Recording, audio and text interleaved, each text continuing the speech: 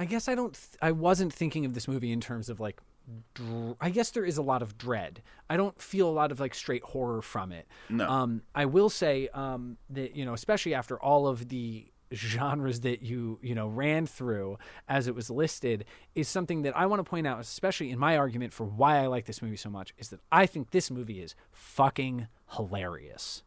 I think this is a really funny movie, and I think it's a very intentionally funny movie.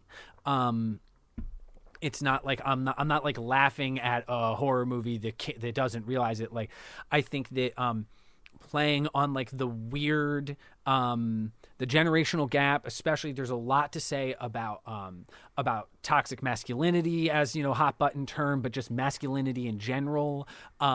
Their clearly homoerotic relationship. Like, this is a very, very homoerotic movie that is played for laughs, not at the homoeroticism, but their inability to handle it.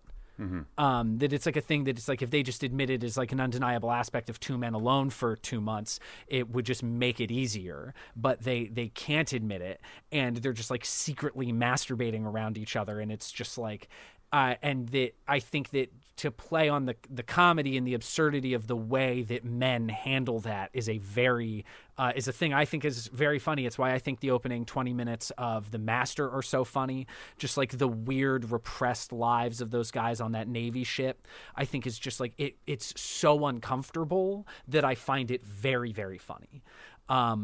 It's interesting how... No, please go ahead.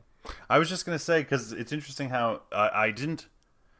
In my first viewing, I actually didn't look at reviews, and I didn't look at people's reaction to it, and I never had the feeling of homoeroticism. I actually I never thought it was anything about that, and I only before the second viewing, when I Wikipedia'd this movie and sort of like did kind of like tertiary research into some of the background of it, did I find out that kind of the reaction was like, oh yeah, this is a film that is very similar to what you're saying. Yeah, it was like, and I think there's definitely there must be an element to it that I'm not finding funny, but there is a very large group of people that read into this homoeroticism in the film and sort of the ideas of toxic masculinity.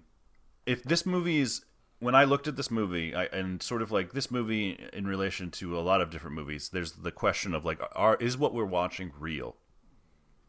And in my head, if what we're watching is real, then this is a movie about two men that go crazy because they're both obsessed with a warm jerk-off space. And that's literally, that when I watched the movie, that was literally my entire reading of the film, was like, oh, that light is just like really warm, and they just wanted to go up there and like get naked and like masturbate a bunch. And that's all this was about. It was just Robert Pattinson was really pissed off that Willem Dafoe won't let him use his warm jerk-off space. And I think that there is a valid conversation to be had around that based on the behavior of a lot of people I know. Yeah. You know what I mean? Yeah. Like I think that there is and I think, obviously the most on the nose exemplar of that in the movie is the sequence where they are drunk, they almost kiss, and decide instead to have a fist fight. It's just like that's a very, very on the nose thing, but I think that it's like letting that happen at one moment in the movie, I think, can really underline everything that's happening on either side of it. That's the one. I just think that it's a thing that's No, I was just going to say, that's the one moment of homoeroticism that I read into. That's the only one that I ever pick up on. And then the rest of the movie, I don't know. Like, I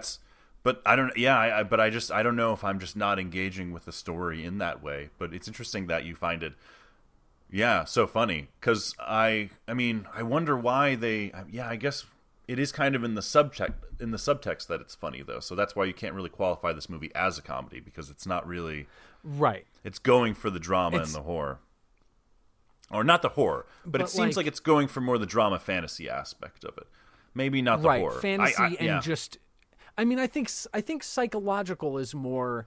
Is the adjective that whatever genre you apply it to is the important part. That it's just about two dudes who just can't keep their shit together for a lot of reasons, and then are put into... this pot boiler situation, and they just kind of lose it.